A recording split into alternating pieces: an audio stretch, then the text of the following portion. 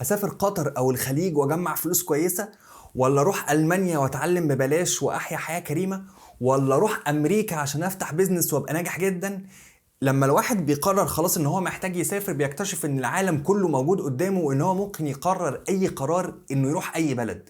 ايه هي البلد المناسبة ليك اللي انت فعلا لما تروحها هتبدأ تحقق اهدافك وتقدر ان انت تنجح في حياتك، بدل ما تروح بلد هي بلد غلط وتبقى اتغربت على الفاضي وخسرت كل حاجة من غير ما تبقى كسبت اي حاجه. تعال اقول لك تقرر ازاي. اول حاجه لما تيجي تقرر ما تستخدمش العاطفه في اتخاذ القرار، استخدم المخ، لان الناس اللي بتستخدم العاطفه غالبا ما بيندموا وبيحسوا ان القرارات بتاعتهم هي قرارات بشعه جدا.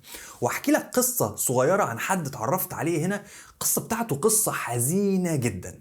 دكتور كان شغال في بلده، بلد عربية، كان شغال دكتور وكان غني، وبيقول لي كان عندي بدل البيت 5 وبدل العربية 10. بسبب حرب حصلت عندهم في البلد بتاعتهم اضطر ان هو يسافر كلاجئ الى المانيا. واول ما وصل المانيا قالوا له انت محتاج ان انت تدرس شوية، سنة سنتين تدرس تعادل اللي انت كنت تدرسه هناك وتشتغل هنا دكتور، مش هتشتغل هنا اي حاجة تانية. وقال لهم بعد ما كنت دكتور في بلدي اجي هنا واشتغل اي شغلانه. وخلي بالك القصه دي ما حصلتش بس مع الدكتور ده، حصلت مع مدرسين وحصلت مع مهندسين وحاجات تانية كتير، بس خلينا نتكلم عن الدكتور. ورفض تماما ان هو يبقى اي حاجة الا دكتور، وانا مش هرجع تلميذ تاني. جري القصة دي 40 سنة. الراجل ده دلوقتي شغلانته صعبة جدا بدنيا، بيشتغل في المصانع، يشيل حاجات على ظهره، يدهن حيطة، يعمل مش عارف ايه، شغلانته صعبة جدا جدا جدا ومرهقة جسديا. وكل ما اشوفه الاقيه متكوم قاعد كده على جنب، مش قادر حتى يتكلم مع الناس من كتر التعب اللي هو فيه. القرار اللي هو اخده ده كان قرار عاطفي، انا مش هرجع طالب تاني. لكن لو كان قرر القرار ده بالعقل بس شوية، كان هيعرف ان السنة ولا السنتين دول هيريحوه طول عمره. شاهد، ما تقررش بالعاطفة. طيب اقرر ازاي بقى بعقلي انا هروح فين؟ اسأل نفسك السؤال الاول، انا هسافر وهتغرب ليه؟ عايز اجمع فلوس؟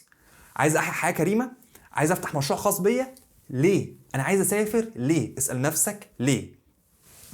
المتعارف عليه ان الخليج للناس اللي عايزة تسافر تجمع فلوس كويسة، تكسب قرشين حلوين، وبعد كده يرجعوا على مصر، يشتروا شقة، يشتروا عربية، يفتحوا مشروع ويستقروا في مصر. الموديل ده موجود بقاله سنين كتير، بس في حتة عيب انك انت ساعات بتسافر لوحدك عشان تقعد في شقة مع مغتربين زيك فتوفر فلوس عشان تقدر ان انت تحوش فلوس. وده عيبه للناس المتجوزين، ان انت بتخسر ولادك واسرتك، ودي مش احلى حاجة. الناحية التانية في واحد بيجيب مراته واسرته معاه وبيعيشوا معاه هناك، بيحوش فلوس اقل شوية من اللي قاعد بطوله، بس في الاخر هو بيحوش فلوس وبيقدر ان هو ينزل مصر بعد 10 سنين 15 سنة ويكمل حياته في مصر. ده موديل جميل جدا ممكن يتنفذ. لو الهدف بتاعك الفلوس روح قطر او روح الخليج. لو الهدف بتاعك انك تحيا حياة كريمة من ناحية الأكل، العلاج، التعليم، تعرف تربي ولادك، يبقى عندك وقت في حياتك work life balance، عندك وقت تقضيه مع أسرتك، عندك وقت تقضيه مع صحابك، في حياة كاملة، فهقول لك روح على بالاخص المانيا. مش هقول لك روح على اوروبا، هروح بالاخص روح على المانيا. المانيا ميزتها فكره الورك لايف بالانس، الى حد ما انت ممكن تتهري في الشغل بس عندك اجازات، عندك حياتك، في قوانين بتحمي سوق العمل، مفيش حد يقدر يتبلطج عليك، ولو حد اتبلطج فانت تقدر ان انت تروح للمحكمه. فإلى حد ما الموضوع متحكم فيه شوية، فالمعيشة ساعتها في ألمانيا لو دي أهدافك هتكون حاجة كويسة. فكرة ألمانيا إن الناس ما بتبقاش عايزة إن هي تتعلم ألماني، فالناس بتهرب من فكرة السفر لألمانيا ويروح على أمريكا وكندا عشان كل الناس بتتكلم إنجليزي. أمريكا وكندا حلوين، كندا بالأخص أحلى من أمريكا، وكندا يعني مرحبة جدا بالمهاجرين. بس في نقطة، العالم كله بيسافر على امريكا وكندا، المنافسه عاليه جدا على امريكا وكندا، لكن نفس المنافسه دي مش على المانيا. ليه؟ لان محدش عايز يتعلم الماني. نرجع بقى للقرار العاطفي اللي كان في اول الفيديو، ما اتعلمش الماني عشان الالماني لغه سخيفه واقعد طول حياتي متعسف، ولا اتعلم الماني سنه سنتين واكمل بقيه حياتي في المانيا عادي جدا. ده قرار محتاج ان انت تفكر فيه. طيب خلاص اتفقنا، انا قررت ان انا عايز اسافر واروح المانيا، بالاخص بقى دلوقتي بما ان انا في المانيا، انا عايز اجي المانيا، اعمل ايه؟ لو عايز تيجي دراسة هتخش على موقع داد وهتدور على أي فرصة دراسة كويسة، قدم اتقبل تعالى. مشكله في الموضوع ده الحساب المغلق اللي هو معرفش 10000 يورو ولا زاد، اللي بتحتاجه عشان تطلع الفيزا. بقيت الطريق سهل جدا والسكه سالكه جدا. عايز تيجي على شغل مفيش مشكله، قدم على وظيفه عن طريق monster.de او موقع انديد. قدم على وظيفه، هتحتاج تقدم كتير جدا لحد ما تتقبل في حاجه، طلع الفيزا وتعالى. طريق سالك ما فيهوش اي مشكله. ممكن تقدم عن طريق الانترنشيب، تعمل تدريب في شركه، هتقدم كتير، هتتقبل، هتيجي، نفس الفكره. محتاج بس ان انت تاخد خطوات في الموضوع. طيب انا عايز اروح امريكا او كندا وعايز اقعد هناك واستقر هناك او انجلترا حتى، اعمل ايه؟ هتخش على موقع opportunities for Africans او opportunity desk. الموقعين دول مجمعين لك كل المنح اللي موجوده في الدنيا. هتشبك في منحه من المنح دي، هتسافر، هتقعد هناك، هتدرس شويه، بعد كده هتشتغل، تعيش حياتك. ادي سكه امريكا وكندا وانجلترا. هرجع تاني لالمانيا وهقول لك المانيا فيها حته مغريه شويه. فكره ان قانون الجنسيه هيتغير السنه دي المفروض ان شاء الله، وبدل ما انت لو كنت حصلت على درجه علميه كان ممكن ان انت تاخد الجنسيه في 5 سنين، لو حصلت على درجه علميه تقدر ان انت تاخد الجنسيه في 3 سنين. ودي حاجه يعني جذابه جدا. فكره ان انت تقدر تاخد الجنسيه بسرعه، ده رقم واحد. رقم اتنين، ان انت ممكن تحصل على الجنسيه الالمانيه من غير ما تتخلى عن الجنسيه المصريه، ودي حاجه برضو جذابه جدا وجميله جدا. الناس هتطمح ليها عشان هتخلي حياتك اسهل، مش محتاج ان انت تتخلص من الجنسيه دي عشان تكتسب الجنسيه دي. فدي برضو حاجه مهمه محتاج ان انت تحطها في دماغك. المانيا محتاجه ناس، الوظائف المهنيه سهل جدا ان انت تيجي عليها، سواء لو بتتكلم على نجار، سباك، كهربائي. وخلي بالك يا جماعه، او خلي بالكم يا جماعه، الناس دي بتقبض اكتر ما انا بقبض، وبتقبض اكتر ما ساعات المهندسين بيقبضوا. فما تستقلش من الوظائف دي، ممكن ده يكون المدخل بتاعك تخش، وبعد ما تقعد في البلد دور على اي شغلانه تانية انت عايزها. طيب يا لؤي، انا اقتنعت بفكره المانيا والجنسيه وتعلم اللغه والى اخره، بس انا عندي مشكله في موضوع زوجتي او اختي المحجبه اللي هتيجي معايا، وانا مش عارف هعمل ايه عشان انا سامع ان في عنصريه. العنصريه في المانيا مش زي العنصريه في فرنسا مثلا. في فرنسا الدنيا فيها حاجه كده سخيفه جدا، بلد ما احبش اروحها ولا احب اقرب لها اصلا.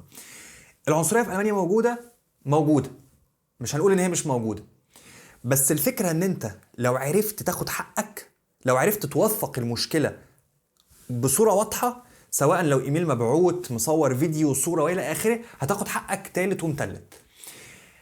بالنسبه للمحجبات، في فرص عمل موجودة، بس للأسف في قانون اللي ظهر السنة اللي فاتت اللي هو بيقول إن من حق صاحب العمل إن هو يمشي واحدة محجبة من الشغل بذريعة إنها لابسة الحجاب، وده منظر ديني، فما ينفعش إن يبقى داخل دين في الشغل، فيقدر إن هو يمشي الواحدة المحجبة. فده قانون جاي شوية على المحجبات. لكن الناحية التانية في شركات محترمة، الشركات المالتي ناشونال الكبيرة، في شركات محترمة وبتاخد المحجبات وبيشتغلوا ومفيش أي مشكلة. العنصرية مش قصة كبيرة طول ما انت مش في المدن اللي هي الكبيرة اللي معروفة بالعنصرية، الدنيا ماشية كويس. وهنا بقى انا عايز اخد وقفة كده، وانا عارف ان الناس هتاكلني بعد الفيديو ده، انه العنصرية يا جماعة ساعات بيبقى ليها اصل. تعال اقول لك بقى بالراحة يعني ايه اصل العنصرية. لما تلاقي ان في واحد الماني عنده مشكلة مثلا مع فصيل معين من العرب، كاره الفصيل ده، اسأل نفسك هو ليه عنده العنصرية دي. في ناس عنصريين للعنصرية، وفي ناس عنصريين بسبب التجارب اللي عدوا بيها. وانا بقى واحد عربي، ولا عنصري، ولا عمري كنت عنصري، ولا عمري جه في دماغي فكرة اني اكون عنصري. ومن قريب بدأت افاجأ ان انا بدأت اعمل زي الالمان في حاجات، انه ابدأ اقول لا والله هو المجموعة دي من الناس مش كويسة. ليه بقى؟ احتكيت بناس عرب نصابين وحراميه وتجار مخدرات، وبيعملوا كل حاجه غلط ممكن تتعمل، وبينصبوا على الحكومه بكل الطرق الممكنه، قارفين جيرانهم ومطلعين عين جيرانهم، وجيرانهم بيعزلوا من شققهم، الالمان بيعزلوا بسببهم. والاكتر من كده كمان ان هم يبداوا يعملوا بقى اسفينات في بعض، ده يبلغ على ده وده يعمل في ده. في ناس ألمان أنا احتكيت بيهم بيعشقوا العرب. ليه؟ لأن تجاربه مع العرب كانت تجارب كويسة جدا. وفي ناس ألمان احتكيت بيهم بيكرهوا العرب، لأن تجاربهم مع الألمان مع العرب كانت تجارب سيئة جدا.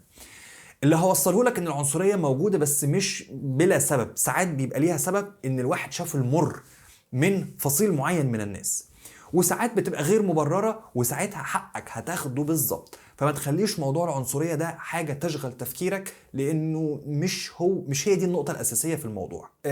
تأمينك الصحي كويس وبيغطي علاجك، التعليم مجاني، موضوع الجنسية واتكلمنا عليه، الضرايب يمكن عالية شويتين زيادة عن اللزوم وبتحتاج ان انت تدفع كتير، يعني بتلاقي مرتبك بينزل ناقص، بتلاقي نص ولا تلت كده، اكتر من تلت شوية من المرتب اتغرف كده منك وانت مش قادر ان انت تتحكم في حاجة زي كده. الضرايب عاليه شويه، بس في المقابل انت بتاخد خدمات، فبتقول طيب اهي دي رايحه في دي. يمكن التحدي اللي ممكن يقابل معظم الناس العائلات اللي جايه هنا انه صعب ان هم يلاقوا شقه سكنيه، العرب صعب ان هم يلاقوا شقه سكنيه يسكنوا فيها، بسبب ان في عرب كتير للاسف بقوا يقعدوا في الشقق وما يدفعوش الايجار، والقانون الى حد ما بيحمي الشخص اللي قاعد جوه الشقه. فيمكن يكون دي احد التحديات الواحد محتاج يفكر فيها قبل ما يروح، هل انا عندي حد هناك يساعدني في ايجاد الشقه ولا الموضوع صعب. دلوقتي انت بقى عندك نظرة شمولية على موضوع السفر، اسافر فين، ايه احسن، اني بلد احسن ليه، وعندك نظرة بالاخص على المانيا. دي كده شوية تفاصيل لكل حد عايز يسافر وبيفكر ان هو يسافر. واهم حاجة وزي كل مرة، ادعيلي.